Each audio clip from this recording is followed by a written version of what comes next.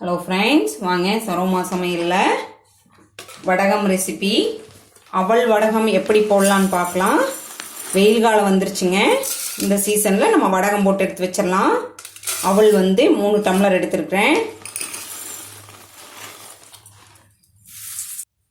3 tumbler அவலுக்கு 1 tumbler உளுந்தம்பருப்பு எடுத்து அரை மணி நேரம் ஊற வச்சிடலாம்.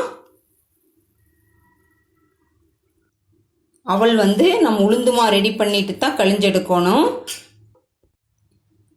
வடகத்துக்கு உளுந்து அரை மணி நேரம் ஊறிருக்கு. தண்ணி கழிஞ்சிட்டு அரைச்சி எடுத்துடலாம். அரைக்கிறதுக்கு ஒரு 10 சின்ன வெங்காயம், பச்சை மிளகாய் ஒரு 10, கொஞ்சம் கறிவேப்பிலை, ஒரு கைப்பிடி அளவுக்கு மல்லித்தலை.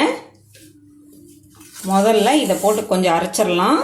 அதுக்கப்புறமா உளுந்தை போட்டு அரைக்கலாம். இதை பாதி அளவுக்கு அரைச்சிட்டு அது கூட உளுந்தை சேர்த்துடலாம். உளுந்தை சேர்த்து தண்ணி ஊற்றாமல் அரைக்கணும். இந்த மாதிரி கெட்டியாக அரைச்சி எடுத்துக்கணும், தண்ணி ஊற்றாமல்.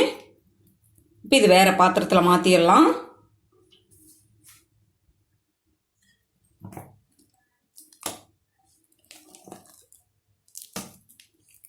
இப்போ அவளுக்கு தண்ணி ஊற்றி 2 வாட்டி கழிஞ்சிக்கலாம்.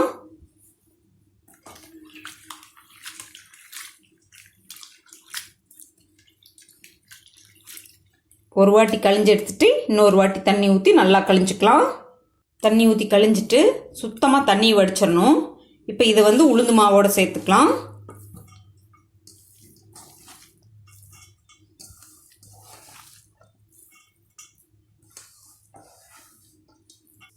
இப்போ வடகத்துக்கு தேவையான உப்பு சேர்த்துடலாம்.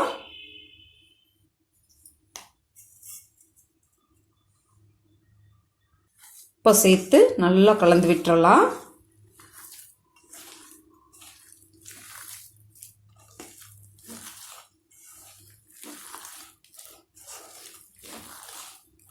ரெண்டு நல்லா சேர்ந்த மாதிரி பிசைஞ்சு விட்டுறணும். பிசையும் போதே உப்பு கரெக்டாக இருக்குதான்னு வாயில் வச்சு செக் பண்ணிக்கலாங்க. இப்போ நல்லா பிசைஞ்சாச்சு. இனி காய வச்சிடலாம். சின்ன சின்னதாக கிள்ளி போட்டு காய வச்சுக்கலாம். வெள்ளை துணியை தண்ணியில் நனைச்சி புழிஞ்சு வச்சுருந்தேங்க. கீழே அடியில் ஏதாவது போட்டுக்கணும். அதுக்கு மேலே துணி போட்டு சின்ன சின்னதாக கிள்ளி வச்சுக்கலாம்.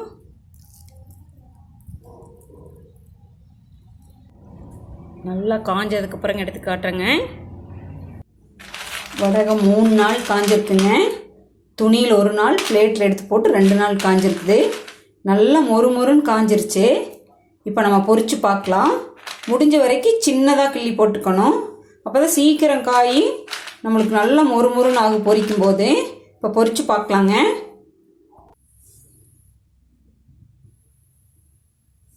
எண்ணெய் அளவாக ஊற்றிக்கலாங்க. பொரிச்சு எடுக்கலாம்.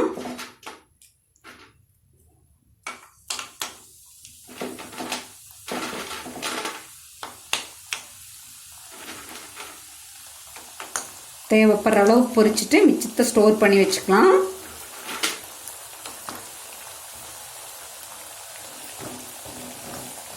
நல்லா மொறுமொறுன்னு பக்கோடா மாதிரியே இருக்கும்.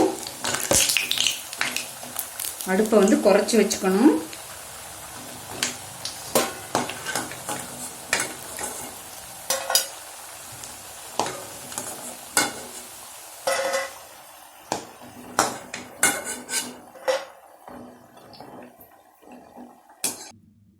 அவல் வடகம் நல்லா மொறுமொறுன்னு இருக்குது. சும்மாவே சாப்பிட்லாம்.